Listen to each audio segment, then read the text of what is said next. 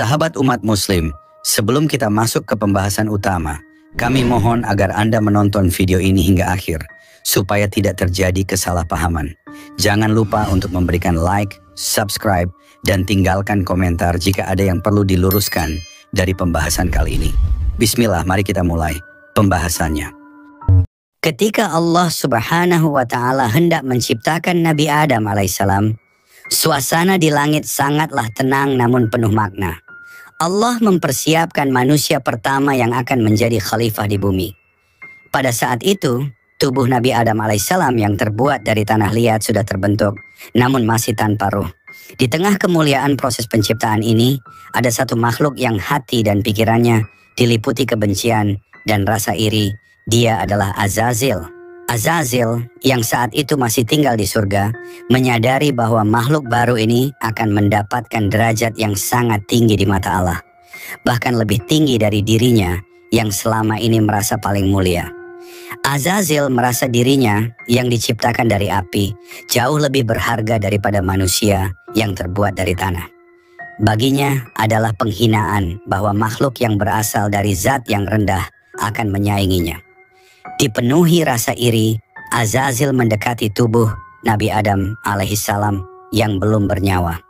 Matanya menyala penuh kebencian saat melihat tubuh manusia yang tak bergerak itu. Dia merasa seolah kemuliaannya sebagai pemimpin para malaikat dan penghuni surga akan direnggut oleh makhluk baru ini. Dalam tindakan penuh penghinaan dan kesombongan, Azazil meludah ke arah tubuh Nabi Adam alaihissalam. Ludahnya jatuh tepat di bagian perut Adam dengan harapan bahwa tindakannya itu akan merusak ciptaan Allah sebelum ruh ditiupkan ke dalam tubuhnya. Namun Allah Subhanahu wa Ta'ala yang maha mengetahui segera menyadari tindakan keji tersebut. "Wahai Azazil," suara Allah menggema di seluruh langit, "bagaimana engkau berani menghina ciptaanku?" Mendengar teguran Allah, Azazil terdiam. Dia tak menunjukkan penyesalan. Dalam hatinya, dendam membara. Dia tidak bisa menerima bahwa derajat manusia akan lebih tinggi dari dirinya. Sebagai hukuman atas kesombongannya, Allah Subhanahu wa Ta'ala segera mengusir Azazil dari surga. "Pergilah dari sini, kau tak pantas berada di tempat yang mulia ini," firman Allah dengan kemarahan yang meliputi seluruh surga. Sejak saat itu, Azazil tak lagi diakui sebagai makhluk yang mulia. Ia bukan lagi pemimpin para malaikat, dan kehormatannya di hadapan Allah telah hilang. Namun alih-alih merasa bersalah, Azazil hanya semakin membenci Nabi Adam alaihissalam. Dendamnya begitu mendalam sehingga ia bersumpah akan menghancurkan manusia beserta keturunannya. Dia berjanji bahwa dirinya akan selalu berusaha menggoda, menyesatkan, dan merusak setiap langkah umat manusia. Walaupun diusir dari surga, Azazil tidak berhenti merencanakan kejahatannya. Di luar gerbang surga, hatinya dipenuhi rencana busuk untuk merusak Nabi Adam sebelum ia mendapatkan ruh. Namun karena tidak diizinkan masuk kembali ke surga, Azazil mencoba mencari bantuan dari makhluk-makhluk lain yang berada di pinggir surga. Dia bertanya kepada mereka apakah ada yang mau membantunya menyusup kembali, tapi tak satu pun dari mereka yang mau menjadi alat bagi kejahatan Azazil. Setelah sekian lama mencari, akhirnya Azazil bertemu dengan ular, makhluk yang pada saat itu merupakan salah satu ciptaan terindah di surga. Ular memiliki tubuh yang anggun dengan 4 kaki yang kokoh, dan ia dapat terbang di udara dengan lemah gemulai, membuatnya dihormati oleh makhluk-makhluk lainnya. "Wahai ular," Azazil memulai dengan suaranya yang merayu, "kau begitu mulia dan dihormati di surga. Jika kau izinkan aku masuk ke dalam tubuhmu, aku akan memberikanmu kemuliaan yang lebih besar lagi. Izinkan aku masuk ke dalam mulutmu dan aku akan menunjukkan sesuatu yang sangat penting di dalam surga." Dengan tipu dayanya, Azazil berhasil membujuk ular untuk menyembunyikannya di dalam mulutnya. Ular yang terhasut oleh janji Azazil setuju untuk membawanya masuk ke dalam surga tanpa menyadari konsekuensi besar yang akan ia hadapi. Begitu berhasil masuk kembali ke surga, Azazil melalui perantara mulut ular menemui seekor kuda yang juga merupakan makhluk yang mulia di surga. Dengan licik, Azazil menabur kebencian di hati kuda, berkata, "Tahukah kau, wahai kuda, bahwa makhluk yang sedang Tuhanmu ciptakan ini, beserta seluruh keturunannya, akan menunggangi punggungmu dan keturunanmu selamanya. Mendengar ini, kuda yang sebelumnya tenang menjadi marah besar. Pikirannya dibutakan oleh provokasi Azazil. Kuda segera bergerak menuju tubuh Nabi Adam alaihissalam yang masih berupa tanah liat, berniat untuk menginjaknya dan menghancurkan bentuknya sebelum ruh ditiupkan oleh Allah Subhanahu wa Ta'ala. Namun sekali lagi, Allah Subhanahu wa Ta'ala yang Maha Mengetahui dan Maha Melihat tidak membiarkan rencana jahat Azazil terwujud. Sebelum kuda berhasil mencapai tubuh Nabi Adam alaihissalam, Allah Subhanahu wa Ta'ala memerintahkan malaikat untuk mengambil bagian tubuh yang terkena ludah Azazil. Dari bagian itu Allah menciptakan anjing. Anjing tersebut diciptakan untuk melindungi manusia, dan seketika ia mengusir kuda tersebut, melindungi tubuh Nabi Adam alaihissalam dari kerusakan. Dari sinilah asal usul kesetiaan anjing kepada manusia. Allah Subhanahu wa Ta'ala menciptakannya dari bagian tubuh Nabi Adam alaihissalam yang diselamatkan dari kejahatan Azazil, menjadikan anjing sebagai makhluk yang setia kepada manusia. Namun karena asal usul penciptaannya yang berasal dari ludah Azazil, anjing juga memiliki status najis dalam syariat Islam. Meskipun demikian, anjing tetap diciptakan dengan tugas yang mulia untuk menjaga manusia dari bahaya seperti yang telah ia lakukan sejak awal penciptaannya. Setelah mengetahui bahwa ular telah membantu Azazil masuk kembali ke surga, Allah Subhanahu wa Ta'ala pun menurunkan hukuman berat kepada ular. Wahai ular, karena kau telah membantu musuhku, maka aku akan mencabut kehormatanmu di surga. Mulai hari ini, kau tidak lagi memiliki kaki yang kokoh. Kau tidak lagi dapat terbang di udara. Kau akan melata di atas perutmu selamanya.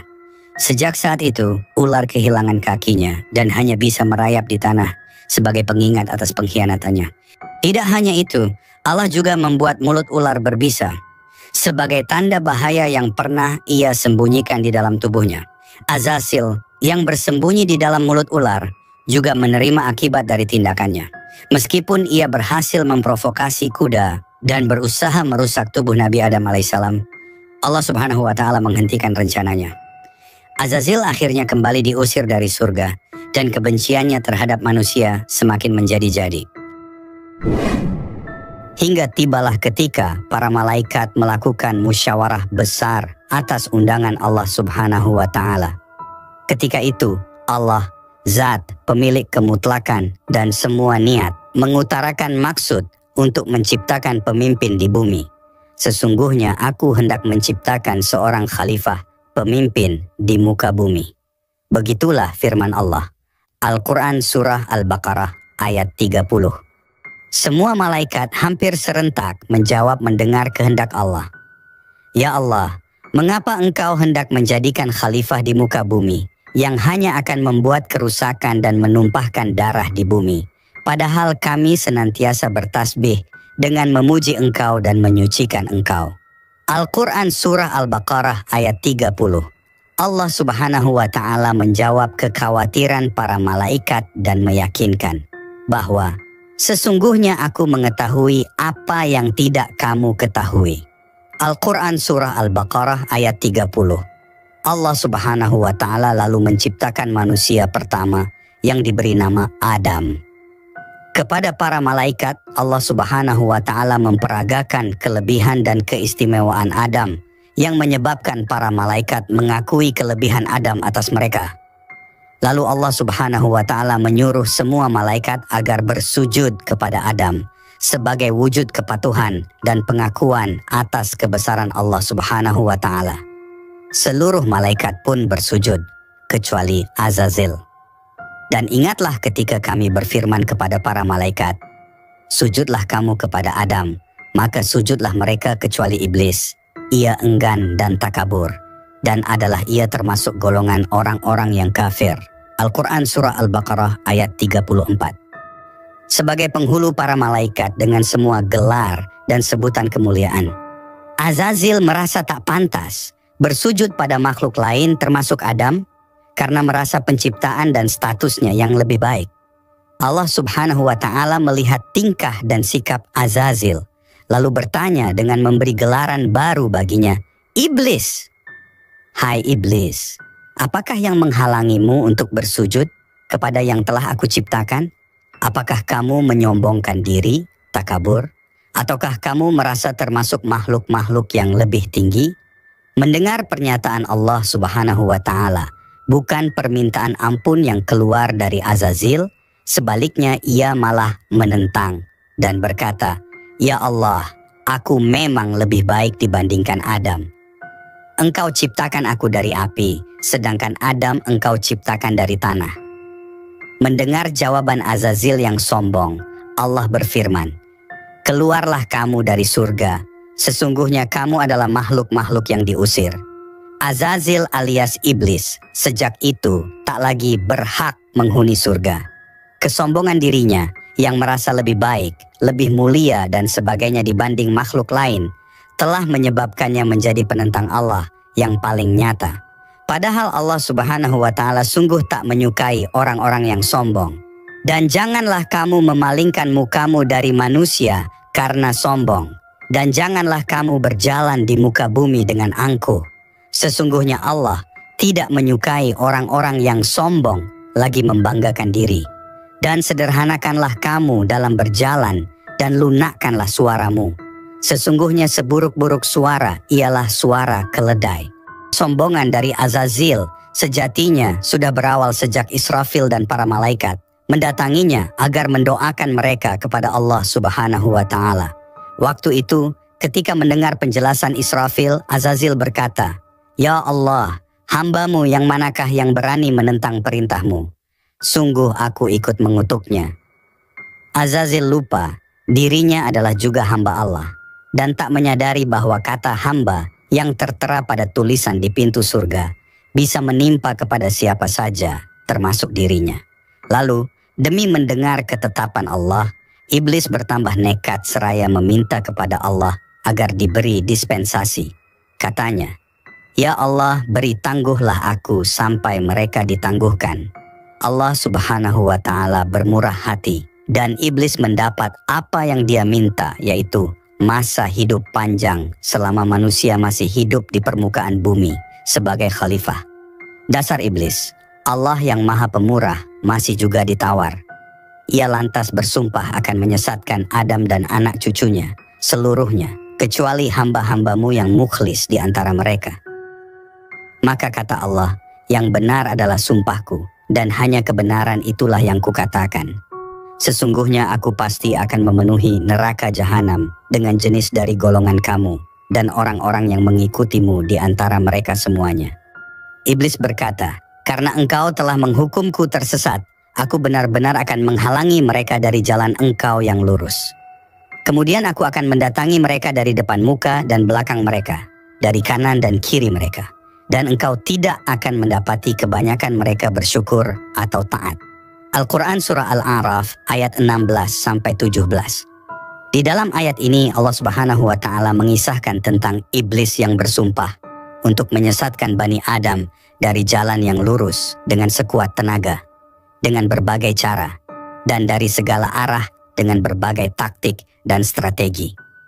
Ibnul Qayyim rahimakumullah dalam kitabnya Ighosatul Lahfan menjelaskan, jalan yang dilalui oleh insan ada 4, tidak lebih. Ia terkadang arah depan dan arah belakang. Di jalan manapun ia lalui, ia akan menjumpai setan yang mengintai. Bila menempuh jalan ketaatan, ia menjumpai setan siap menghalangi atau memperlambat laju jalannya. Bila ia menempuh jalur kemaksiatan, ia akan menjumpai setan siap mendukungnya. Syahqiq pernah berkata, "Tiada suatu pagi pun melainkan setan telah duduk mengintaiku dari 4 penjuru dari depan dan belakangku serta dari arah kanan dan kiriku."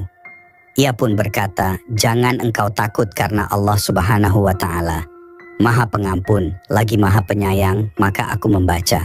Dan sesungguhnya aku Maha Pengampun bagi orang yang bertaubat, beramal solih, kemudian tetap di jalan yang benar." Al-Quran Surah Taha ayat 82. Ketika iblis dilaknat Allah Subhanahu wa Ta'ala, kemudian Allah Subhanahu wa Ta'ala merubah mukanya dari aslinya yang sangat indah menjadi seperti babi hutan. Allah merubah kepalanya menjadi seperti kepala unta, dadanya seperti daging yang menonjol di atas punggung, wajah yang ada di antara dada dan kepala itu seperti wajah kera, Kedua matanya terbelah pada sepanjang permukaan wajahnya. Lubang hidungnya terbuka seperti cerek, kedua bibirnya seperti bibir lembu. Taringnya keluar seperti taring babi hutan, dan janggut terdapat sebanyak 7 helai.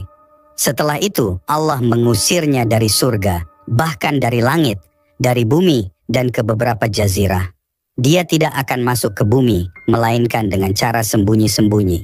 Allah telah melaknatnya hingga hari kiamat karena dia telah ingkar dan kufur. Walaupun sebelumnya iblis sangat indah rupawan, mempunyai 4 sayap, banyak ilmu, rajin ibadah, menjadi kebanggaan para malaikat, serta menjadi pemimpin para malaikat muqarrabin. Tetapi semua itu tidak menjadi jaminan sama sekali baginya. Allah Subhanahu wa Ta'ala telah melaknatnya hingga hari kiamat karena dia telah ingkar dan kufur. Walaupun sebelumnya iblis sangat indah rupawan, mempunyai 4 sayap, banyak ilmu, rajin ibadah, menjadi kebanggaan para malaikat, serta menjadi pemimpin para malaikat muqarrabin, tetapi semua itu tidak menjadi jaminan sama sekali baginya. Ketika Allah Subhanahu wa Ta'ala membalas tipu daya iblis, maka menangislah malaikat Jibril dan Mikail. Lalu Allah Subhanahu wa Ta'ala berfirman, "Apakah yang membuat kamu menangis?" Lalu mereka menjawab, "Ya Allah, kami tidaklah aman dari tipu dayamu." Allah berfirman, "Begitulah aku, jadilah engkau berdua tidak aman dari tipu dayaku." Setelah diusir, kemudian iblis berkata, "Ya Tuhanku, engkau telah mengusir aku dari surga disebabkan Adam, dan aku tidak bisa menguasainya, melainkan dengan penguasaanmu." Lalu Allah berfirman, "Engkau akan dikuasakan atas dia, yakni atas anak cucunya, kecuali para nabi, sebab para nabi adalah maksum." Iblis berkata lagi, "Tambahkanlah lagi untukku." Allah berfirman, "Tidak akan dilahirkan seorang anak bagi manusia, kecuali tentu dilahirkan untukmu 2 padanya." Nah, iblis berkata lagi, "Tambahkanlah lagi untukku." Lalu Allah berfirman, "Dada-dada mereka adalah rumahmu. Engkau bisa berjalan di sana sejalan dengan peredaran darah manusia." Iblis berkata lagi, "Tambahkanlah lagi untukku." Maka Allah berfirman, "Dan kerahkanlah terhadap mereka pasukan berkuda dan pasukan yang berjalan kaki." Artinya, mintalah tolong menghadapi mereka dengan pembantu-pembantumu, baik yang naik kuda maupun yang berjalan kaki. Dan berserikatlah dengan mereka pada harta, yaitu mendorong mereka mengusahakannya dan mengarahkannya ke jalan yang haram. Dan pada anak-anak, yaitu dengan menganjurkan mereka dalam membuat perantara mendapat anak dengan cara yang dilarang, seperti melakukan senggama dalam masa haid, berbuat perkara-perkara syirik mengenai anak-anak itu, dengan memberi nama mereka Abdul Uzza, menyesatkan mereka dengan cara mendorong ke arah yang batil, mata pencaharian yang tercela dan perbuatan-perbuatan yang jahat. Dan gerakkanlah siapa yang kamu sanggupi di antara mereka dengan ajakanmu, dan kerahkanlah terhadap mereka pasukan berkuda dan pasukanmu yang berjalan kaki, dan berserikatlah dengan mereka pada harta dan anak-anak, dan beri janjilah mereka. Dan tidak ada yang dijanjikan oleh syaitan kepada mereka melainkan tipuan belaka. Al-Quran Surah Al-Isra ayat-ayat 64. Maksud ayat di atas ialah bahwa Allah Subhanahu wa Ta'ala memberi kesempatan kepada iblis untuk menyesatkan manusia dengan segala kemampuan yang ada padanya. Tetapi segala tipu daya syaitan itu tidak akan mampu menghadapi orang-orang yang benar-benar beriman. Iblis memulai menggoda korbannya. Saat itu Adam tercipta seorang diri. Kemudian Allah Subhanahu wa Ta'ala menciptakan Hawa untuk menemani Nabi Adam di surga. Adam sangat bahagia dengan terciptanya Hawa. Begitu pula Hawa juga gembira bertemu Adam. Mereka diberikan rumah di surga yang indah, dan juga di surga ada banyak sungai dan pohon-pohon yang tak pernah mati. Ada juga sungai yang mengalirkan madu dan susu. Selain itu, di surga terdapat mata air abadi, tidak panas, tidak pula dingin, dan sangat nikmat lagi, menyegarkan bila diminum. Adam dan Hawa diberikan karunia yang amat besar, lagi membahagiakan di surga oleh Allah Subhanahu wa Ta'ala. Mereka dibebaskan menikmati semua yang ada di surga. Mereka memakan buah-buahan yang beraneka ragam, warna, bentuk, dan aromanya. Kesemua buah-buahan tersebut memiliki rasa yang sangat nikmat. Semua nikmat yang Allah Subhanahu wa Ta'ala berikan boleh dinikmati sepuasnya. Tapi ada satu pantangan bagi mereka di surga, tidak boleh mendekati bahkan memakan buah dari sebuah pohon di tengah surga. Pohon itu sangat indah dengan buahnya yang bergantungan. Mereka selalu melewati pohon tersebut, tapi hanya sekadar melihatnya. Seperti janjinya, iblis tak akan pernah membiarkan manusia hidup penuh kebahagiaan. Ia masih dendam dan akan terus berusaha membujuk manusia mengikuti rayuan dan hasutannya. Melihat Adam dan Hawa yang hidup bahagia di surga pun, mereka tak tinggal diam. Iblis pun mencari cara agar mereka bagaimana agar Adam dan Hawa turut lengah dan tersungkur. Beberapa kali cara pun dilakukan dan berkali-kali itu pula gagal. Tapi ada satu peristiwa yang membuat keduanya akhirnya terjungkal juga. Mereka pun menemukan agar Adam dan Hawa terperdaya oleh mereka.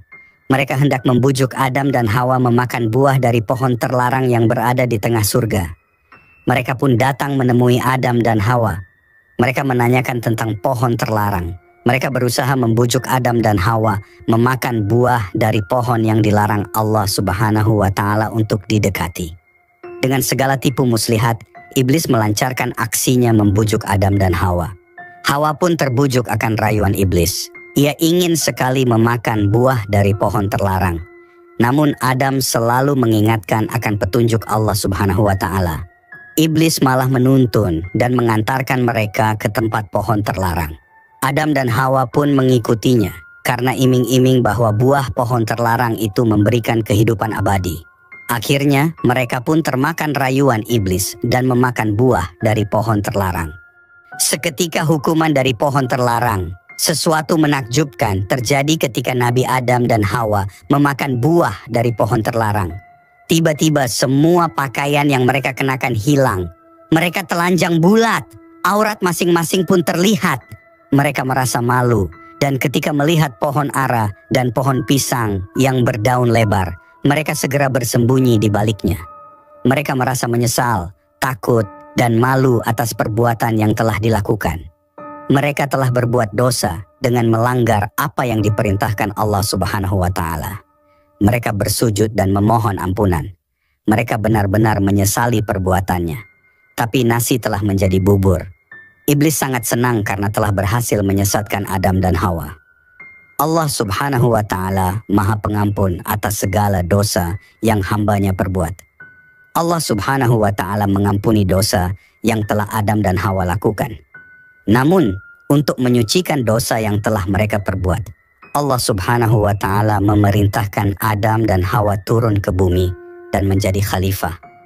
Bersama dengan iblis, Adam dan Hawa pun turun ke muka bumi. Perseteruan manusia dan iblis terus berlanjut hingga kelak kiamat datang. Kisah Adam dan Hawa berkelana di bumi.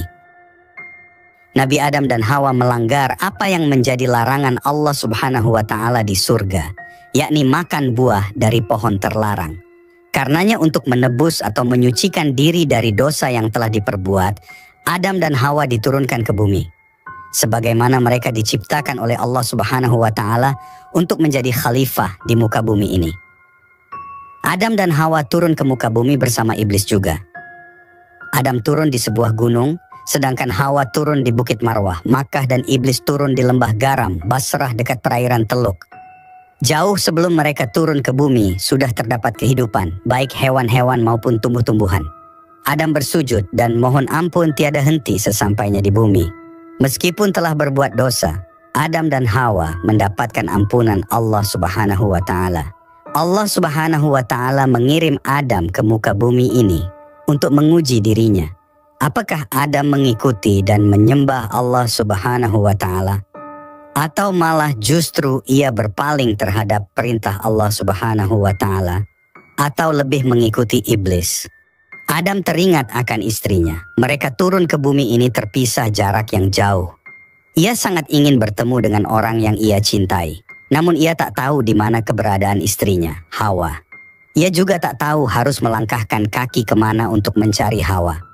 Meskipun begitu, ia pun berjalan menyusuri bumi ini untuk mencari keberadaan Hawa. Malaikat turun ke bumi dan mengatakan kepada Adam, Hawa ada di suatu tempat yang jauh di bumi. Ia sedang menunggumu. Ia sendirian. Ia sedang mencarimu. Jika engkau mengikuti jalan ini, maka engkau akan menemukannya. Adam pun segera berangkat mengikuti apa yang dikatakan malaikat. Ia diliputi perasaan penuh harap agar dapat bertemu istrinya lagi. Ia berangkat mencari istrinya dengan telanjang kaki tanpa alas. Ia berjalan bermil-mil jauhnya. Saat ia lapar, ia makan dari tumbuh-tumbuhan liar. Ketika hari mulai menjadi gelap, ia mencari tempat yang aman untuk beristirahat. Kala itu, hewan-hewan buas masihlah amat banyak. Adam menempuh perjalanan selama berhari-hari. Siang dan malam ia terus berusaha sekuat tenaga berjalan untuk mencari istrinya. Hingga akhirnya ia telah sampai di Mekah. Ia merasakan bahwa di tempat inilah atau di bukit inilah nantinya ia akan bertemu dengan Hawa. Di sisi lain, Hawa juga sedang menunggu kedatangan Adam. Namun, ia juga tak tinggal diam begitu saja. Ia juga berusaha untuk mencari Adam. Ia pergi ke puncak-puncak bukit, berharap melihat atau menemukan Adam. Namun, ia tak melihat keberadaan Adam. Ia mendaki terus dan terus, dari bukit satu ke bukit lainnya. Suatu hari, ketika Hawa berada di suatu puncak sebuah bukit, ia melihat dengan amat jeli ke sana dan kemari. Ia melihat ada seseorang datang sedang menuju ke arahnya. Hawa tahu bahwa itu adalah Adam, meskipun nampak dari kejauhan. Segera ia menuruni bukit dan berlari menuju ke arah orang tersebut. Ia merasa bahagia dan penuh harap dapat bertemu dengan Adam. Pertemuan yang diharapkan dan dinanti pun terjadi. Adam dan Hawa bertemu di suatu tempat yang teduh dari sebuah bukit. Adam dan Hawa menangis karena bahagia bisa bertemu dengan orang yang dicintai. Mereka pun tak lupa bersyukur kepada Allah Subhanahu wa Ta'ala karena telah mempertemukan mereka kembali. Kehidupan di muka bumi tak seperti kehidupan di surga. Jika di surga tak ada siang dan malam, tak ada binatang buas, tak ada pergantian musim, itu semua memang hanya ada di bumi. Lalu Adam dan istri memilih suatu daerah nan indah guna mereka tinggali. Tumbuh-tumbuhan dan buah-buahan sembarang macam tumbuh di tempat tersebut. Kini, Adam harus bekerja untuk keberlangsungan hidup mereka. Mereka tinggal di dalam gua sebelum mereka membangun pondok kayu. Adam bekerja keras sampai dirinya merasa lelah.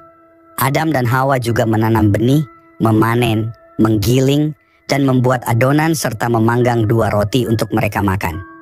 Waktu terus berlalu hingga suatu hari, Hawa melahirkan 2 bayi laki-laki dan 2 bayi perempuan. Penduduk bumi pun bertambah dan genap menjadi 6 orang. Adam dan Hawa hidup bahagia bersama putra dan putrinya. Adam dan Hawa memberi nama putranya Habil dan Qabil, sedangkan putrinya diberi nama Iklima dan Labuda. Habil dan Qabil pergi mengikuti ayahnya untuk belajar dan bekerja. Mereka belajar kepada ayahnya tentang cara membajak tanah dan menggembala ternak. Sedangkan Iklima dan Labuda membantu ibu mereka mengurus rumah. Hidup mereka bergantung pada aktivitas, kerja, dan usaha mereka. Kisah awal mula perseteruan Qabil dan Habil. Di antara anak-anak mereka, kisah Qabil dan Habil adalah yang paling terkenal hingga diabadikan di dalam Al-Quran karena memberikan pelajaran kepada umat manusia tentang bahayanya iri hati dan pentingnya bertakwa kepada Allah Subhanahu wa Ta'ala. Perselisihan antara Qabil dan Habil bermula ketika Nabi Adam mendapatkan syariat dari Allah Subhanahu wa Ta'ala yang memerintahkannya untuk menikahkan anak-anaknya yang tidak sekandung.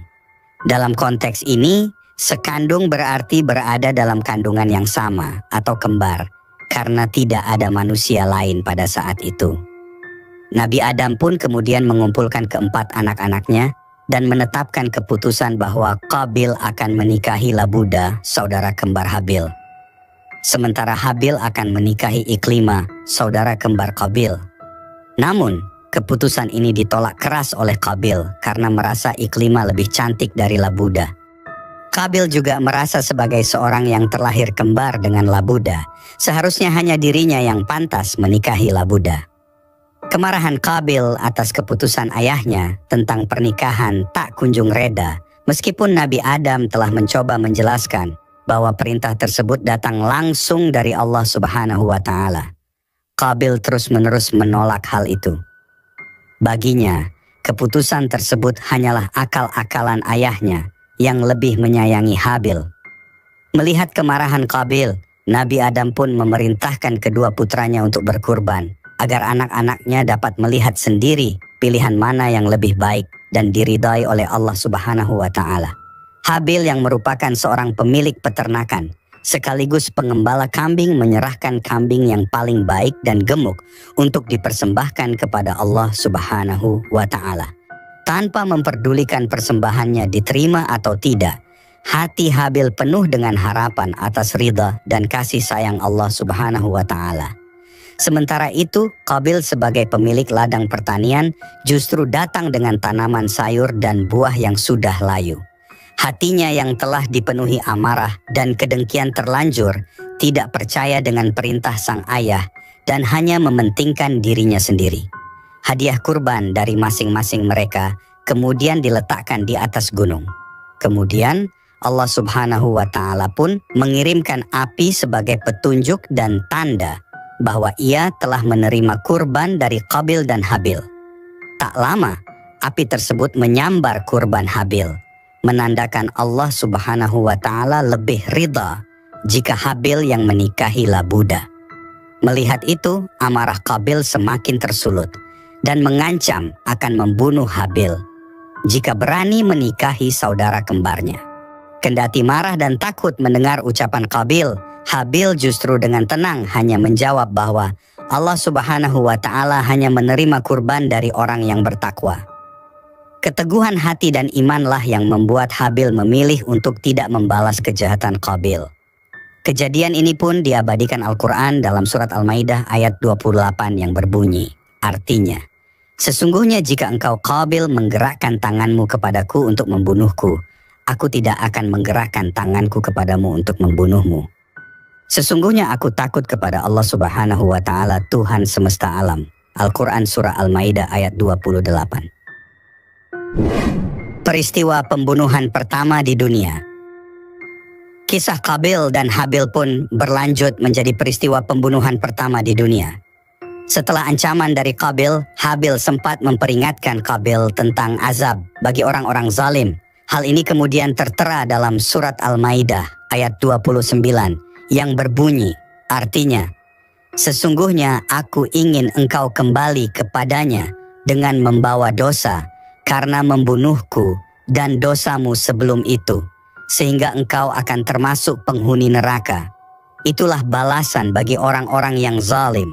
Al-Quran surah Al-Maidah ayat 29. Peringatan dari Habil sempat membuat Qabil ragu pada awalnya. Namun karena amarah dan hawa nafsu yang menguasainya, Qabil pun tetap membunuh Habil pada akhirnya, artinya. Kemudian hawa nafsunya, Qabil, mendorong dia untuk membunuh saudaranya. Maka dia pun benar-benar membunuhnya, sehingga dia termasuk orang-orang yang rugi. Al-Quran surah Al-Maidah ayat 28.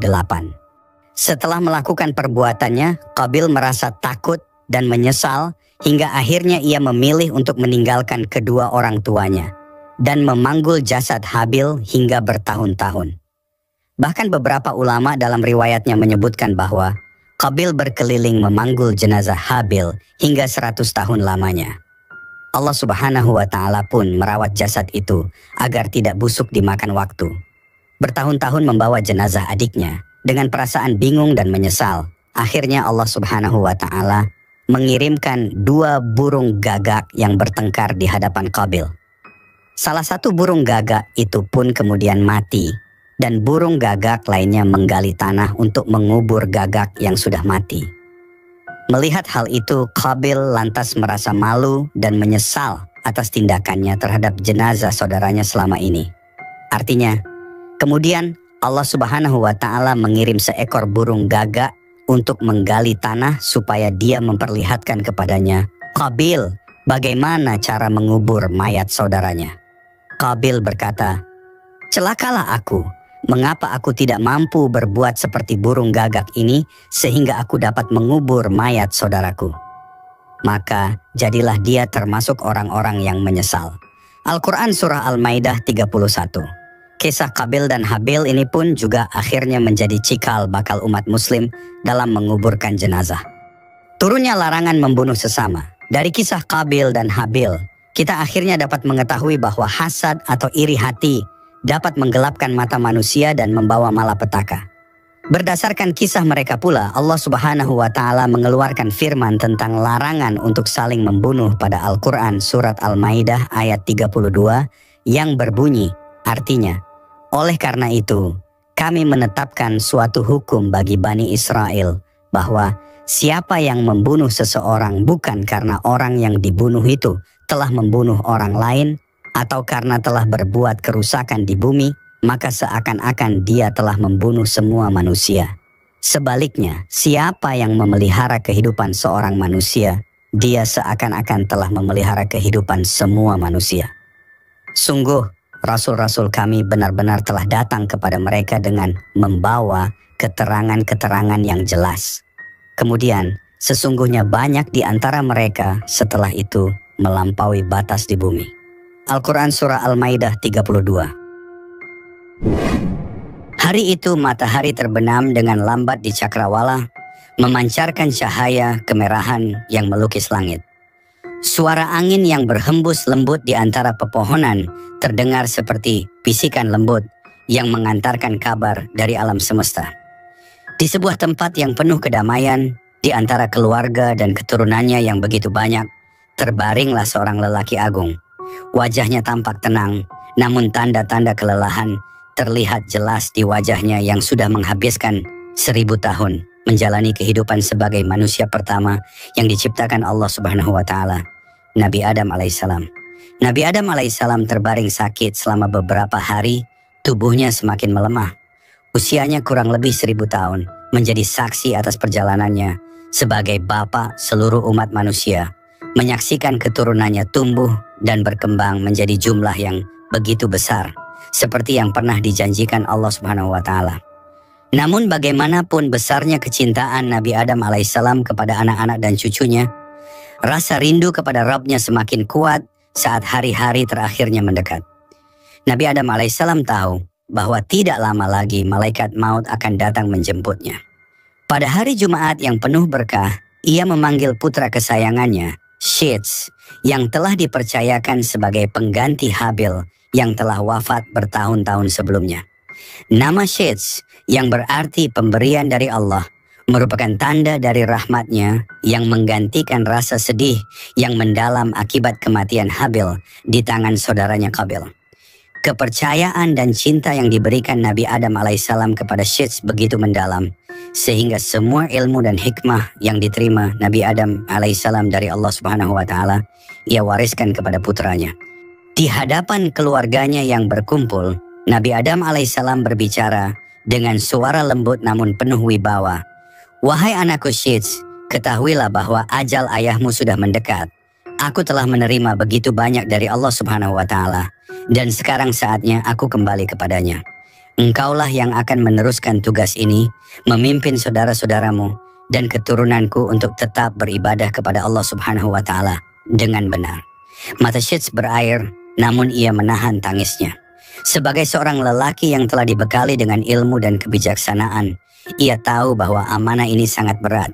Namun, ia tidak pernah meragukan bahwa tugas ini adalah kehendak Allah yang harus ia emban dengan penuh tanggung jawab. "Ayah," kata Shits perlahan, "aku akan melakukan apa yang kau ajarkan. Aku akan membimbing saudara-saudaraku, menjaga keturunanmu agar mereka tetap berada di jalan Allah." Nabi Adam alaihissalam tersenyum lemah mendengar kata-kata putranya. "Ingatlah Shits, tidak ada yang lebih penting dalam hidup ini selain ketaatan kepada Allah Subhanahu wa Ta'ala. Dunia ini hanya sementara dan apa yang kita miliki hanyalah titipan. Kembalikan segala sesuatu kepada pemiliknya, yaitu Allah Subhanahu wa Ta'ala." Wasiat Nabi Adam alaihissalam terus mengalir penuh dengan nasihat bijak, mengajarkan Shits tentang kehidupan, kematian, dan tugas sebagai hamba Allah yang bertakwa.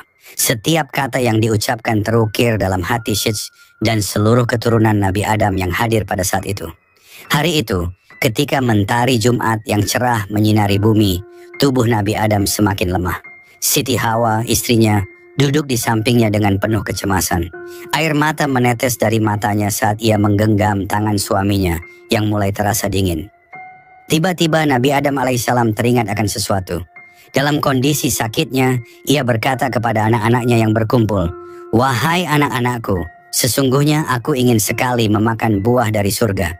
Pergilah kalian dan carilah buah itu untukku." Anak-anaknya segera bangkit dengan rasa kasih dan hormat yang mendalam kepada ayah mereka. Mereka tahu bahwa permintaan ini bukanlah permintaan biasa. Namun sebelum mereka melangkah lebih jauh, perjalanan mereka terhenti oleh kehadiran para malaikat yang tiba-tiba muncul di hadapan mereka. Para malaikat itu membawa kain kafan, ramuan minyak wangi untuk mayat, serta alat-alat seperti kapak dan cangkul. "Wahai anak-anak Nabi Adam alaihissalam," kata salah satu malaikat dengan suara lembut namun penuh wibawa, "apa yang kalian cari?"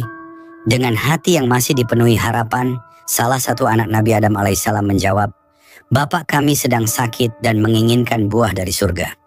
Para malaikat saling berpandangan sebelum berkata, "Kembalilah kalian, sesungguhnya saat ini telah tiba keputusan kematian bagi bapak kalian. Malaikat maut telah ditugaskan untuk mencabut nyawa Nabi Adam alaihissalam." Perasaan haru, cemas, dan tak percaya seketika menyelimuti hati anak-anak Nabi Adam alaihissalam. Mereka kembali dengan langkah yang berat, membawa kabar dari para malaikat kepada ibunya, Siti Hawa. Saat mendengar kabar ini, Siti Hawa menangis. Dengan penuh harap, ia berkata kepada suaminya, "Wahai Adam, mintalah penangguhan kepada Allah agar kematianmu ditunda. Aku tidak sanggup kehilanganmu." Namun Nabi Adam alaihissalam hanya tersenyum lembut. "Wahai Hawa, engkau diciptakan setelah aku dan engkau akan menyusulku. Biarkan aku kembali kepada Rabbku sebagaimana perintahnya telah datang." Sesaat kemudian, para malaikat yang ditugaskan untuk mencabut nyawa datang. Malaikat maut mendekat dan dengan lembut mengucapkan salam kepada Nabi Adam alaihissalam.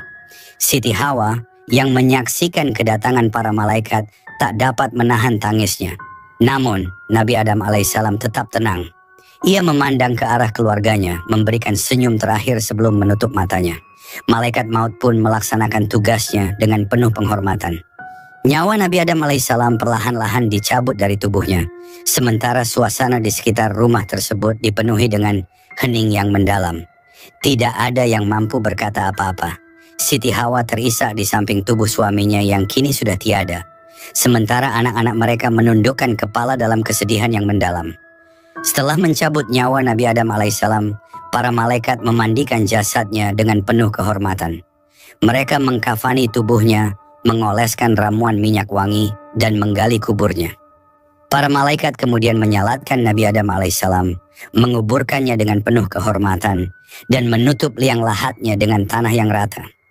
Ketika proses penguburan selesai, salah satu malaikat berdiri dan berkata kepada keturunan Nabi Adam alaihissalam, "Wahai anak-anak Adam, inilah tuntunan bagi kalian saat ada di antara kalian yang meninggal dunia. Begitulah cara kalian harus merawat orang yang telah wafat, sebagaimana kami telah merawat ayah kalian." Kata-kata tersebut menjadi pedoman bagi seluruh umat manusia. Sejak saat itu, cara pemakaman yang diajarkan oleh para malaikat kepada keturunan Nabi Adam alaihissalam menjadi tradisi yang terus dijalankan hingga hari ini. Di video selanjutnya kita akan membahas Nabi Syeds alaihissalam sebagai penerus Nabi Adam alaihissalam. Sebagai pedoman dari kisah ini adalah sebuah hadis yang diriwayatkan oleh Tabrani dan Ibnu Katsir, Al-Quran, dan Ubay bin Ka'ab. Sahabat umat muslim, sebelum kita masuk ke pembahasan selanjutnya, kami mohon agar Anda menonton video ini hingga akhir supaya tidak terjadi kesalahpahaman. Jangan lupa untuk memberikan like, subscribe, dan tinggalkan komentar jika ada yang perlu diluruskan dari pembahasan kali ini. Bismillah, mari kita mulai pembahasannya.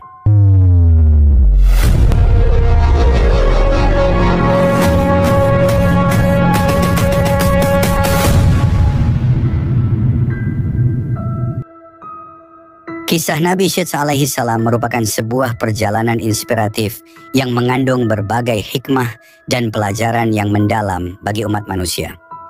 Ia adalah salah satu putra Nabi Adam alaihi salam dan Siti Hawa yang ditugaskan untuk meneruskan misi kenabian setelah ayahnya wafat.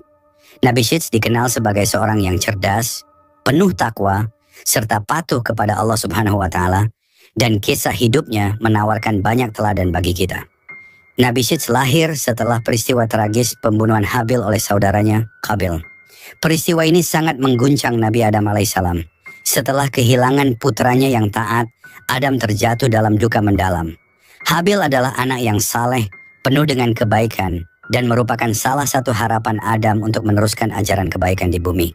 Namun takdir Allah menentukan lain, dan Habil harus meninggalkan dunia karena rasa iri dan dengki yang menguasai hati Qabil. Selama setahun penuh, Nabi Adam alaihissalam tenggelam dalam kesedihan. Beliau tidak tertawa, bahkan berusaha menjauh dari Hawa, sang istri tercinta. Perasaan kehilangan begitu mendalam hingga seakan-akan Adam tak lagi bisa merasakan kebahagiaan di dunia ini. Namun Allah Subhanahu wa Ta'ala dengan segala kasih sayangnya tidak membiarkan hambanya berada dalam kesedihan berkepanjangan. Allah Subhanahu wa Ta'ala kemudian memberikan kabar gembira kepada Nabi Adam.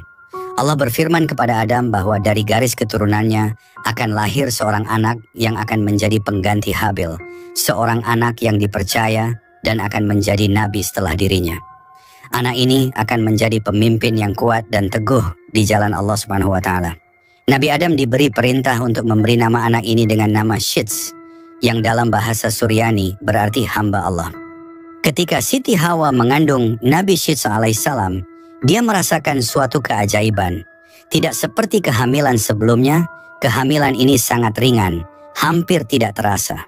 Dan ketika tiba saatnya melahirkan, proses kelahiran berlangsung dengan mudah, tanpa rasa sakit yang berarti. Kelahiran Nabi Syeds alaihissalam menjadi tanda cinta dan kasih sayang Allah Subhanahu wa Ta'ala kepada Nabi Adam dan Hawa. Sebuah penghiburan setelah mereka kehilangan Habil. Seiring bertambahnya usia, Nabi Syeds alaihissalam tumbuh menjadi seorang pemuda yang berbeda dari saudaranya yang lain. Ia memiliki kecerdasan yang luar biasa, ketakwaan yang mendalam, dan rasa tanggung jawab yang besar terhadap keluarganya dan kepada Allah Subhanahu wa Ta'ala. Karena kelebihan-kelebihan inilah, Nabi Syeds alaihissalam akhirnya dipilih oleh Allah untuk meneruskan tugas kenabian dari ayahnya. Ketika Nabi Adam alaihissalam mulai merasakan tanda-tanda ajalnya mendekat, ia memberikan berbagai wasiat penting kepada Nabi Syeds alaihissalam. Sebagai putra yang paling dapat dipercaya, Nabi Syeds alaihissalam menjadi pewaris dari segala ilmu dan hikmah yang telah diajarkan oleh Allah kepada Nabi Adam. Di antaranya adalah ilmu tentang ibadah, aturan kehidupan, dan pengetahuan tentang alam semesta. Nabi Adam alaihissalam juga memberikan Nabi Syeds alaihissalam sebuah tali sutra yang istimewa yang diturunkan dari surga. Tali ini mengandung gambaran tentang para nabi dan orang-orang yang akan berkuasa di bumi setelah mereka. Di dalam tali tersebut terdapat rahasia besar yang hanya bisa dipahami oleh seorang nabi. Selain itu, Nabi Adam juga mewariskan tabut, sebuah peti yang berisi suhuf atau lembaran-lembaran wahyu yang diturunkan kepada Nabi Adam. Suhuf ini memuat aturan-aturan hidup yang harus dipegang oleh umat manusia. Namun ada satu wasiat khusus yang Nabi Adam berikan kepada Nabi Syeds alaihissalam, yaitu agar ia menyimpan rapat-rapat semua rahasia ini dari saudaranya yang penuh dengki, Qabil. Qabil yang telah melakukan dosa besar dengan membunuh Habil tidak boleh mengetahui bahwa Nabi Syeds alaihissalam adalah penerus kenabian. Wasiat ini diucapkan oleh Adam dengan rasa cemas karena Qabil masih dipenuhi oleh rasa iri dan amarah. Dan Nabi Adam alaihissalam takut jika Qabil akan mengulangi perbuatannya yang keji. Nabi Adam alaihissalam juga berpesan agar Nabi Syeds alaihissalam senantiasa memerangi kejahatan yang dilakukan oleh Qabil dan keturunannya. Ia menegaskan bahwa Allah akan selalu berada di pihak yang benar dan bahwa kebenaran akan selalu mengalahkan kezaliman meski Qabil dan para pengikutnya tampak kuat. Salah satu amanah terpenting yang diterima Nabi Syeds alaihissalam dari ayahnya adalah untuk menjaga Nur Muhammad, cahaya kenabian yang kelak akan menjadi sumber kebesaran Rasulullah Shallallahu Alaihi Wasallam. Cahaya ini adalah esensi spiritual yang telah diturunkan dari generasi ke generasi, dimulai dari Nabi Adam alaihissalam dan kemudian diwariskan kepada Syeds sebagai penjaga berikutnya. Dalam percakapan terakhirnya dengan Nabi Syeds alaihissalam, Nabi Adam alaihissalam mengungkapkan pentingnya tugas ini. Wahai anakku, engkau adalah pewaris amanah yang agung. Cahaya ini yang kau lihat adalah Nur Muhammad. Jagalah ia dengan segenap hatimu, karena dari cahayanya akan lahir Nabi terakhir yang akan membawa risalah untuk seluruh umat manusia. Dialah yang akan membawa kebenaran terakhir sebelum hari kiamat. Mendengar wasiat ayahnya, Nabi Syeds alaihissalam pun dengan penuh keimanan dan takwa menerima tugas ini. Selama hidupnya, Nabi Syeds alaihissalam menjaga Nur Muhammad dengan penuh tanggung jawab, memastikan bahwa cahaya ini tetap suci dan tidak tersentuh oleh kejahatan. Pada masa Nabi Syeds alaihissalam, manusia masih bisa melihat jin dan setan. Dunia gaib dan dunia nyata begitu berdekatan, seolah tidak ada batas di antara keduanya. Jin seringkali berkeliaran di antara manusia, menggoda dan menakut-nakuti mereka, dan terkadang bahkan menyerang mereka secara fisik. Ketakutan akan dunia gaib begitu besar, hingga umat manusia selalu hidup dalam ketegangan. Nabi Syeds alaihissalam melihat bagaimana kehadiran jin yang bebas berkeliaran mulai mengganggu kesejahteraan umat manusia. Allah Subhanahu wa Ta'ala kemudian menurunkan perintah kepadanya untuk memisahkan dunia manusia dari dunia jin, menciptakan batas antara kedua alam yang selama ini saling bersinggungan. Inilah misi yang kemudian dikenal sebagai risalah terbesar Nabi Syeds alaihissalam untuk memisahkan dua dunia tersebut agar manusia dapat hidup dengan tenang dan beribadah kepada Allah Subhanahu wa Ta'ala tanpa gangguan dari jin. Nabi Syeds alaihissalam mulai berdakwah dan menyampaikan risalah Allah kepada umatnya. Ia mengajarkan keimanan, ketakwaan, dan cara-cara untuk melindungi diri dari godaan jin dan setan. Selain itu, Nabi Syeds alaihissalam juga melakukan perjalanan ke berbagai wilayah, termasuk pulau-pulau yang jauh, untuk memastikan bahwa risalah ini sampai kepada semua umat manusia. Dalam salah satu perjalanannya, Nabi Syeds alaihissalam tiba di sebuah pulau yang dihuni oleh suku yang sangat dipengaruhi oleh kehadiran jin. Suku tersebut telah hidup dalam ketakutan selama berabad-abad karena jin seringkali muncul dan menguasai kehidupan mereka. Mereka meminta tolong kepada Nabi Syeds alaihissalam untuk menyelamatkan mereka dari cengkraman jin. Dengan kekuatan yang diberikan oleh Allah Subhanahu wa Ta'ala, Nabi Syeds alaihissalam berdoa dan memohon kepadanya agar batas antara dunia manusia dan jin segera ditegakkan. Dalam sekejap, doa Nabi Syeds alaihissalam dikabulkan. Allah Subhanahu wa Ta'ala menciptakan tabir tak terlihat yang memisahkan dunia manusia dan jin, membuat mereka tidak lagi dapat saling melihat dan berinteraksi dengan mudah seperti sebelumnya. Sejak saat itu, manusia tidak lagi bisa melihat jin, dan jin pun tidak lagi dapat mengganggu kehidupan manusia seperti dulu. Di tengah perjuangan Nabi Syeds alaihissalam menyebarkan risalahnya, ada satu ancaman yang terus mengintai Qabil. Qabil yang telah membunuh saudaranya Habil karena rasa iri dan dengki, masih hidup dan menyimpan dendam kepada keluarga Nabi Adam alaihissalam, terutama kepada Nabi Syeds alaihissalam. Qabil yang semakin tenggelam dalam dosa dan kemarahan, terus melakukan berbagai tindakan kejahatan dan kekufuran. Nabi Adam alaihissalam sebelum wafat telah berpesan kepada Nabi Syeds alaihissalam untuk waspada terhadap Qabil dan memerintahkan untuk memeranginya jika diperlukan. Wahai anakku, kata Nabi Adam alaihissalam kepada Nabi Syeds alaihissalam, Qabil telah menjadi musuh bagi kebenaran. Allah Subhanahu wa Ta'ala telah menjadikanmu sebagai pemimpin umat manusia setelahku, dan engkau harus melindungi mereka dari kejahatan Qabil dan pengikutnya. Qabil yang didorong oleh kekuatan jin dan setan mulai mengumpulkan pengikutnya dan merencanakan serangan terhadap Nabi Syeds alaihissalam dan umatnya. Dia merasa bahwa Nabi Syeds alaihissalam telah mengambil tempat yang seharusnya menjadi miliknya, dan dia bertekad untuk menghancurkan Nabi Syeds alaihissalam. Dalam pertempuran yang epik, Nabi Syeds alaihissalam memimpin umatnya melawan pasukan Qabil. Dengan keyakinan dan iman yang teguh, Nabi Syeds alaihissalam berjuang di garis depan, mengangkat panji keimanan dan memohon pertolongan Allah Subhanahu wa Ta'ala. Allah Subhanahu wa Ta'ala yang maha melihat dan maha penolong memberikan kekuatan kepada Nabi Syeds alaihissalam dan umatnya untuk mengalahkan Qabil. Dalam peperangan yang berlangsung, Qabil dan pasukannya kalah telak.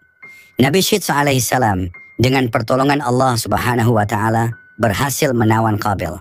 Qabil dibelenggu dan dihukum di sebuah tempat yang sangat panas hingga ia meninggal dunia. Dengan berakhirnya hidup Qabil, berakhirlah salah satu babak gelap dalam sejarah manusia. Namun peperangan ini juga menjadi pengingat bahwa kejahatan seberapapun kuatnya pada akhirnya akan kalah di hadapan kebenaran. Pertempuran tersebut menjadi simbol kemenangan kebenaran atas kejahatan, iman atas kekufuran. Qabil yang selama ini dikuasai oleh rasa dengki dan kemarahan akhirnya tewas di medan perang. Kekalahan Qabil menandai berakhirnya ancaman besar bagi umat manusia, dan Nabi Syeds alaihissalam kembali memimpin umatnya dalam kedamaian dan keimanan. Setelah kemenangan melawan Qabil, Nabi Syeds alaihissalam terus memimpin keturunan Nabi Adam alaihissalam dengan penuh bijaksana dan adil. Nabi Syeds alaihissalam mengajarkan berbagai ilmu kepada anak cucunya, termasuk ilmu falak, pertanian, dan cara hidup yang sesuai dengan syariat Allah Subhanahu wa Ta'ala. Di bawah bimbingan Nabi Syeds alaihissalam, umat manusia pada masa itu hidup dalam kedamaian dan ketentraman. Mereka menghormati ajaran-ajaran Allah Subhanahu wa Ta'ala dan menjalani kehidupan yang harmonis dengan alam. Selain itu, Nabi Syeds alaihissalam juga mengajarkan tentang waktu-waktu ibadah yang harus dijalani setiap hari. Ia menjelaskan pentingnya menjaga hubungan dengan Allah Subhanahu wa Ta'ala melalui ibadah, dan bahwa semua makhluk hidup di bumi ini diciptakan untuk beribadah kepadanya. Sebagaimana ayahnya, Nabi Syeds alaihissalam pun mengetahui bahwa masanya di dunia tidak akan berlangsung selamanya. Ketika usianya mulai lanjut, Nabi Syeds alaihissalam mulai mempersiapkan generasi berikutnya untuk meneruskan tugas kenabian. Seperti halnya Nabi Adam alaihissalam yang memberikan wasiat kepada Nabi Syeds alaihissalam, kini giliran Nabi Syeds alaihissalam yang memberikan wasiat kepada keturunannya. Nabi Syeds alaihissalam mengumpulkan anak-anaknya dan menyampaikan pesan-pesan penting yang telah diajarkan oleh Allah Subhanahu wa Ta'ala dan ayahnya. Wasiat ini termasuk bagaimana cara menjaga ketakwaan, menjalankan ibadah dengan benar, serta menjaga persatuan dan kedamaian di antara umat manusia. Nabi Syeds alaihissalam menekankan bahwa menjaga ketakwaan adalah kunci untuk mendapatkan rahmat Allah Subhanahu wa Ta'ala, dan bahwa hanya dengan keimanan dan ketaatan umat manusia akan selamat dari kehancuran dunia. Nabi Syeds alaihissalam juga berpesan agar mereka senantiasa berhati-hati terhadap bisikan setan dan tidak terjerumus dalam dosa seperti yang dilakukan oleh Qabil. Ia mengingatkan bahwa setan selalu berusaha untuk menyesatkan manusia dari jalan kebenaran, dan hanya dengan iman yang kuat manusia bisa menghindari godaannya. Nabi Syeds alaihissalam menjalani kehidupannya dengan penuh ketakwaan dan pengabdian kepada Allah Subhanahu wa Ta'ala hingga akhir hayatnya. Setelah memimpin umat manusia dalam kebenaran dan kedamaian selama bertahun-tahun, Nabi Syeds alaihissalam akhirnya dipanggil kembali oleh Allah Subhanahu wa Ta'ala. Nabi Syeds alaihissalam meninggal dengan tenang, dikelilingi oleh keluarganya yang penuh kasih dan hormat. Anak-anaknya menjalankan wasiat terakhir Nabi Syeds alaihissalam dengan penuh penghormatan, dan mereka terus menyebarkan ajaran yang diajarkan oleh Nabi Syeds alaihissalam, menjaga tali kenabian yang suci. Setelah Nabi Syeds alaihissalam wafat, estafet kenabian diteruskan kepada keturunannya, dan ajaran-ajaran yang dibawa oleh Nabi Syeds alaihissalam terus menjadi pedoman bagi umat manusia hingga datangnya nabi-nabi berikutnya. Penerus Nabi Syeds alaihissalam. Kisah Nabi Idris adalah salah satu kisah yang syarat akan hikmah, pelajaran, serta inspirasi mendalam tentang keteguhan iman, ketekunan dalam mencari ilmu, dan dedikasi dalam beribadah kepada Allah Subhanahu wa Ta'ala. Nabi Idris alaihissalam yang merupakan keturunan ke-6 dari Nabi Adam alaihissalam dan penerus langsung dari Nabi Syeds alaihissalam hidup pada zaman yang sangat awal dalam sejarah manusia. Meski begitu, kehidupannya penuh dengan kebijaksanaan, keimanan, dan penemuan-penemuan penting yang membawa manfaat besar bagi umat manusia. Sejak masa kanak-kanaknya, tanda-tanda kenabian sudah terlihat pada diri Nabi Idris alaihissalam. Ketajaman intelektual, keteguhan dalam keimanan, dan kebijaksanaan yang luar biasa menjadikannya sosok yang disegani dan dicintai oleh umatnya. Namun di balik itu semua, perjalanan hidup Nabi Idris alaihissalam tidaklah mudah. Dia menghadapi berbagai tantangan, melawan kebatilan dan berdakwah di tengah masyarakat yang kerap kali lupa akan kebesaran Allah Subhanahu wa Ta'ala. Kisah hidupnya menjadi inspirasi bagi generasi-generasi setelahnya sebagai simbol ketekunan, kesabaran, dan cinta akan ilmu. Kisah Nabi Idris alaihissalam dimulai dengan kelahirannya di wilayah Babilonia, sebuah tempat yang dikenal sebagai pusat peradaban awal manusia. Nabi Idris alaihissalam lahir dalam keturunan mulia sebagai cucu dari Nabi Syeds alaihissalam yang telah mewarisi cahaya kenabian dari Nabi Adam alaihissalam. Ketika Nabi Idris alaihissalam lahir, umat manusia sudah mulai tumbuh dan berkembang di berbagai tempat. Namun di tengah perkembangan itu, ada ancaman besar yang mengintai keturunan Qabil yang semakin lama semakin menjauh dari ajaran kebenaran dan tenggelam dalam dosa. Sejak kecil Nabi Idris alaihissalam menunjukkan tanda-tanda kecerdasan yang luar biasa. Ia tidak hanya pandai dalam ilmu duniawi, tetapi juga memiliki kedalaman spiritual yang membuatnya menjadi pribadi yang sangat disegani. Nabi Idris alaihissalam memiliki kecenderungan kuat untuk selalu ingin belajar. Ia banyak bertanya kepada para orang tua, terutama kepada para pewaris ajaran Nabi Adam alaihissalam dan Nabi Syeds alaihissalam. Dalam setiap pembicaraan, ia selalu mencari makna yang lebih dalam dari sekadar pengetahuan permukaan. Ia berusaha memahami hakikat dari setiap fenomena yang dilihatnya. Saat remaja, Nabi Idris alaihissalam mulai menonjol di antara teman-teman sebayanya.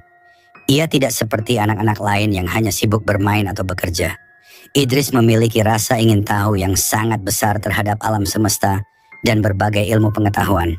Ia senantiasa mencari kebijaksanaan dari langit dan bumi. Dalam kesehariannya, ia sering menghabiskan waktu sendirian, merenung, memikirkan keagungan ciptaan Allah Subhanahu wa Ta'ala, serta beribadah dengan penuh ketekunan. Ketika Nabi Idris alaihissalam beranjak dewasa, Allah Subhanahu wa Ta'ala memberikan kepadanya karunia kenabian. Nabi Idris alaihissalam diangkat menjadi nabi ketiga setelah Nabi Adam dan Nabi Syeds alaihissalam. Salah satu momen penting dalam hidupnya adalah ketika Allah menurunkan 30 lembaran syahifah, lembaran wahyu kepada Nabi Idris alaihissalam yang berisi petunjuk dan perintah-perintahnya. Dalam lembaran-lembaran tersebut, Allah Subhanahu wa Ta'ala menyampaikan hukum-hukum tentang cara hidup yang benar, cara beribadah, dan hukum-hukum yang mengatur hubungan antar manusia, serta peringatan keras kepada keturunan Qabil yang durhaka. Tugas berat Nabi Idris alaihissalam adalah menyampaikan wahyu ini kepada umatnya, mengingatkan mereka akan kebesaran Allah Subhanahu wa Ta'ala, dan mengajak mereka kembali ke jalan yang benar. Di tengah masyarakat yang mulai jauh dari agama, Nabi Idris alaihissalam berdiri teguh sebagai seorang pemimpin yang bijaksana. Dengan penuh kesabaran, ia menyampaikan ajarannya kepada umatnya. Meski banyak yang menolak, Nabi Idris alaihissalam tidak pernah putus asa. Ia terus berdakwah dengan kelembutan dan kebijaksanaan, berharap agar umatnya kembali kepada Allah Subhanahu wa Ta'ala. Di masa itu kejahatan dan ketidakadilan mulai merajalela, terutama di kalangan keturunan Qabil. Mereka tidak hanya melupakan ajaran kebenaran, tetapi juga mulai menyebarkan kemungkaran dan menyakiti sesama. Dalam situasi ini, Nabi Idris alaihissalam tidak tinggal diam. Ia mengambil tindakan tegas terhadap segala bentuk kezaliman, memerangi kemungkaran, dan menegakkan keadilan di tengah umatnya. Salah satu anugerah besar yang Allah berikan kepada Nabi Idris alaihissalam adalah kemampuan membaca dan menulis. Ia adalah nabi pertama yang menguasai ilmu baca tulis, sebuah kemampuan yang pada masanya sangat jarang dimiliki manusia. Dengan kemampuan ini, Nabi Idris alaihissalam tidak hanya menyampaikan wahyu Allah secara lisan, tetapi juga menuliskannya dalam bentuk lembaran-lembaran yang dapat diwariskan kepada generasi berikutnya. Melalui kemampuannya dalam baca tulis, Nabi Idris alaihissalam juga mencatat berbagai ilmu pengetahuan yang ia dapatkan dari Allah Subhanahu wa Ta'ala. Ia mengembangkan ilmu-ilmu duniawi seperti astronomi, matematika, dan berbagai pengetahuan tentang alam semesta. Nabi Idris alaihissalam menyadari bahwa ilmu adalah cahaya yang akan menerangi kehidupan manusia. Oleh karena itu, ia tidak hanya mengajarkan umatnya tentang pentingnya ibadah dan keimanan kepada Allah Subhanahu wa Ta'ala, tetapi juga mengajarkan mereka untuk mencari ilmu dan mengembangkan kemampuan berpikir. Dalam ajarannya, Nabi Idris alaihissalam seringkali menekankan pentingnya keseimbangan antara ilmu duniawi dan ilmu akhirat. Ia mengajarkan bahwa ilmu pengetahuan harus digunakan untuk mendekatkan diri kepada Allah Subhanahu wa Ta'ala, bukan semata-mata untuk memenuhi keinginan duniawi. Ia juga mengingatkan umatnya bahwa setiap ilmu yang dipelajari harus disertai dengan keimanan dan ketakwaan. Seperti para nabi lainnya, Nabi Idris alaihissalam juga menghadapi banyak tantangan dalam menyampaikan dakwahnya. Meski banyak yang mengikuti ajarannya, tidak sedikit pula yang menolak. Terutama di kalangan keturunan Qabil, banyak yang membenci Nabi Idris alaihissalam karena ajaran-ajarannya bertentangan dengan gaya hidup mereka yang penuh dosa dan kemungkaran. Namun Nabi Idris alaihissalam tidak pernah gentar. Dalam setiap penolakannya, ia justru semakin teguh dalam beribadah dan berdakwah. Ia menghabiskan malam-malamnya dalam doa dan munajat kepada Allah Subhanahu wa Ta'ala, memohon agar umatnya diberi hidayah dan kesadaran. Ketekunan Nabi Idris alaihissalam dalam beribadah sangat luar biasa. Ia dikenal sebagai salah satu nabi yang paling rajin dalam melaksanakan ibadah, baik salat, puasa, maupun bentuk-bentuk ibadah lainnya. Ia seringkali melakukan puasa sunnah dan menghabiskan sebagian besar waktunya dalam tafakur dan zikir kepada Allah Subhanahu wa Ta'ala. Tidak hanya itu, Nabi Idris alaihissalam juga dikenal sangat tegas terhadap kezaliman dan ketidakadilan. Di tengah masyarakat yang mulai dilanda kemerosotan moral, Nabi Idris alaihissalam berdiri sebagai pilar keadilan. Ia selalu membela mereka yang lemah dan tertindas, dan tidak pernah ragu untuk melawan kezaliman, meski itu berarti harus berhadapan dengan para penguasa zalim. Salah satu kisah yang terkenal adalah ketika Nabi Idris alaihissalam menghadapi seorang raja zalim yang menindas rakyatnya. Raja tersebut menolak ajaran Nabi Idris alaihissalam dan bahkan mengancam akan membunuhnya jika tidak berhenti berdakwah. Namun dengan keberanian dan keyakinan yang kuat, Nabi Idris alaihissalam tetap berdakwah dan mengingatkan sang raja tentang akibat buruk dari kezaliman. Pada akhirnya Allah Subhanahu wa Ta'ala menunjukkan kekuasaannya dengan menurunkan azab kepada raja zalim tersebut, dan rakyat pun kembali kepada jalan yang benar. Nabi Idris alaihissalam adalah salah satu nabi yang dikenal memiliki pengetahuan yang sangat luas dalam berbagai bidang, termasuk astronomi. Dalam sejarah peradaban manusia, Nabi Idris alaihissalam dianggap sebagai orang pertama yang mempelajari dan memahami ilmu tentang pergerakan benda-benda langit. Dengan kebijaksanaannya, Idris mengamati bintang-bintang, planet, dan siklus alam semesta secara mendalam. Ia mencatat pola pergerakan matahari, bulan, dan bintang-bintang yang pada akhirnya menjadi fondasi bagi ilmu astronomi di masa-masa yang akan datang. Ilmu astronomi yang dia kuasai tidak hanya berhenti pada sekadar pengamatan. Nabi Idris alaihissalam menggunakan pengetahuannya untuk membantu masyarakat dalam menentukan waktu-waktu penting, seperti musim bercocok tanam, waktu panen, dan saat terbaik untuk melakukan perjalanan laut. Dalam masyarakat pada masanya, memahami pergerakan bintang sangat penting untuk navigasi, terutama bagi para pelaut yang bergantung pada bintang-bintang sebagai penunjuk arah di malam hari. Dengan kemampuan membaca tanda-tanda langit, Nabi Idris alaihissalam dianggap sebagai pelopor dalam menghubungkan fenomena alam dengan kehidupan manusia. Ilmu yang ia wariskan menjadi cikal bakal perkembangan astronomi modern dan memberikan inspirasi bagi generasi-generasi ilmuwan setelahnya.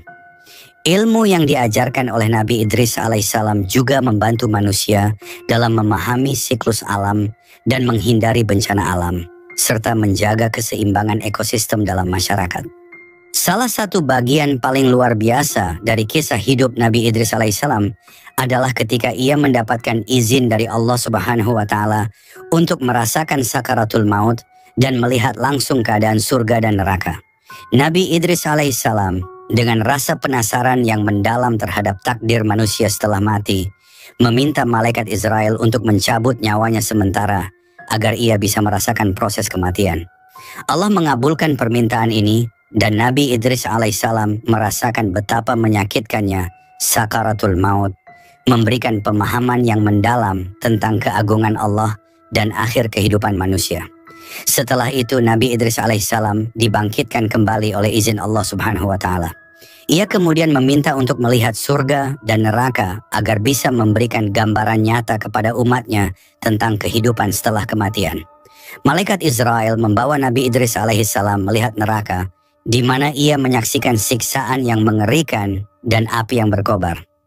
Di sana, Nabi Idris alaihissalam melihat para pendosa yang menyesali perbuatan mereka dan merasakan penderitaan akibat dosa-dosa yang telah mereka lakukan di dunia. Setelah itu Nabi Idris alaihissalam diajak ke surga. Ia menyaksikan keindahan yang luar biasa, ketenangan, dan kedamaian yang diberikan kepada mereka yang taat kepada Allah Subhanahu wa Ta'ala. Surga digambarkan sebagai tempat yang penuh dengan nikmat, kebahagiaan, dan ketentraman. Pengalaman ini meneguhkan Nabi Idris alaihissalam dalam tugas kenabiannya untuk mengajak umatnya kepada kebaikan dan menghindarkan mereka dari azab neraka. Nabi Idris alaihissalam juga dikenal sebagai nabi yang pertama kali memperkenalkan tulisan sebagai alat komunikasi. Sebelum masa Nabi Idris alaihissalam, pengetahuan seringkali disampaikan melalui lisan dan dari generasi ke generasi secara verbal. Namun Nabi Idris alaihissalam memperkenalkan penulisan sebagai cara untuk mendokumentasikan ilmu, ajaran, dan petunjuk dari Allah Subhanahu wa Ta'ala. Dengan pena di tangannya, Nabi Idris alaihissalam menulis kitab-kitab yang berisi wahyu ilahi, nasihat moral, hukum-hukum syariat, serta ilmu-ilmu praktis yang bermanfaat bagi kehidupan manusia. Kitab-kitab yang ditulis oleh Nabi Idris alaihissalam menjadi panduan hidup bagi umatnya. Mereka mengajarkan prinsip-prinsip moral seperti keadilan, kebenaran, dan tanggung jawab. Selain itu, kitab-kitab tersebut juga memberikan arahan mengenai cara hidup yang baik dan etis, serta menyentuh berbagai aspek kehidupan sosial dan spiritual.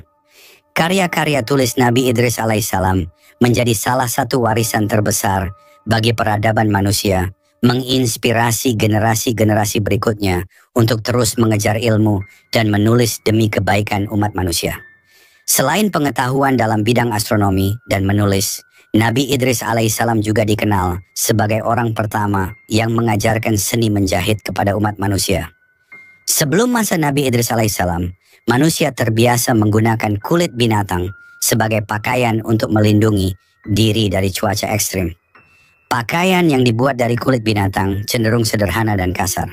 Nabi Idris alaihissalam dengan keterampilan dan kreativitasnya memperkenalkan teknik menjahit yang memungkinkan manusia membuat pakaian dari kain. Dengan penemuan ini, masyarakat mulai meninggalkan penggunaan kulit binatang dan beralih ke bahan yang lebih halus dan nyaman. Teknik menjahit yang diajarkan oleh Nabi Idris alaihissalam juga memungkinkan mereka membuat pakaian yang lebih bervariasi, baik dari segi bentuk maupun fungsi. Ini tidak hanya meningkatkan kualitas hidup, tetapi juga mendorong kemajuan dalam kebudayaan manusia, karena pakaian menjadi simbol status sosial dan identitas budaya. Kemampuan menjahit yang diperkenalkan oleh Nabi Idris alaihissalam bukan hanya tentang keterampilan praktis, tetapi juga mengandung nilai spiritual. Ia mengajarkan bahwa setiap aspek kehidupan, termasuk dalam hal pakaian, harus dilakukan dengan niat yang baik dan untuk mencapai ridha Allah Subhanahu wa Ta'ala. Keterampilan menjahit ini terus diwariskan hingga generasi-generasi berikutnya, menjadi salah satu fondasi dalam perkembangan seni tekstil di dunia. Sebagai seorang nabi sekaligus pemimpin, Nabi Idris alaihissalam menunjukkan kualitas kepemimpinan yang luar biasa. Ia memimpin umatnya dengan penuh kebijaksanaan, keadilan, dan kasih sayang. Nabi Idris alaihissalam tidak hanya seorang pemimpin yang memberikan perintah, tetapi juga seorang pemimpin yang mendengarkan. Ia selalu berusaha memahami masalah dan keluhan umatnya, baik yang besar maupun yang kecil, dan mencari solusi yang adil serta bermanfaat bagi semua. Ia memiliki pandangan jauh ke depan, mampu melihat dampak jangka panjang dari setiap keputusan yang diambil. Sebagai pemimpin yang bijaksana, Nabi Idris alaihissalam juga mendorong umatnya untuk hidup harmonis dan menjunjung tinggi nilai-nilai persaudaraan.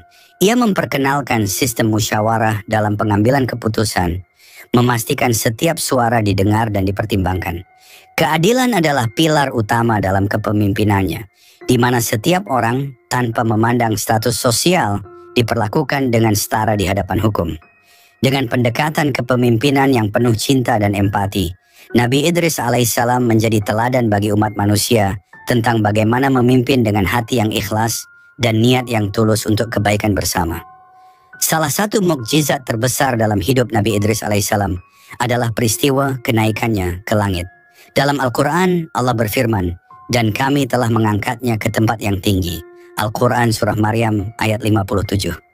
Tafsir menyebutkan bahwa Allah Subhanahu wa Ta'ala mengangkat Nabi Idris alaihissalam ke langit sebagai bentuk penghargaan atas kesalehannya, keimanannya, dan dedikasinya dalam menyebarkan ajaran tauhid kepada umatnya.